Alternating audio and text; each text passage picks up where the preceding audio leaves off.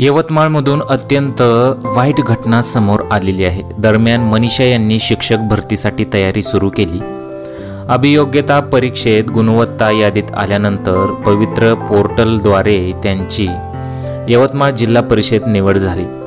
संपूर्ण प्रक्रिया होऊन त्यांना उमरखेड तालुक्यातील कोर्टा केंद्रातील शिवाजीनगर 2 या प्राथमिक शाळेत नियुक्ती देण्यात आली होती। नोकरीमुळे गरिबी आणि हालाकीची परिस्थिती दूर होईल म्हणून सर्व कुटुंबीय आनंदात होते। सोमवारी 1 जुलै रोजी शाळा सुरू होताच शाळेत हजर झालेल्या मनीषा मुलांमध्ये हरवून गेल्या। 2 दिवसात मुलांनाही नवीन शिक्षका आवडल्या, मात्र बुधवारी शाळेत पोहोचण्याआधीच घात झाला। काय झालेला आहे पहा। चॅनलवरती नवीन असाल तर MM मराठी न्यूजला जरूर सबस्क्राईब करा।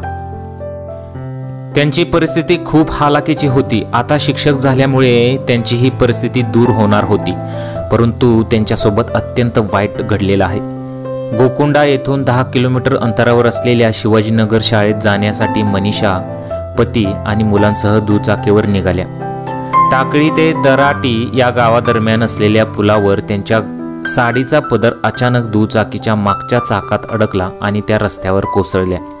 या अपघातात त्यांच्या डोक्याला गंभीर दुखापत झाली। पतीने त्यांना तातडीने आदिलाबाद येथे उपचारासाठी नेले, पण दवाखान्यात पोहोचण्यापूर्वीच मनीषा यांचा मृत्यू झाला।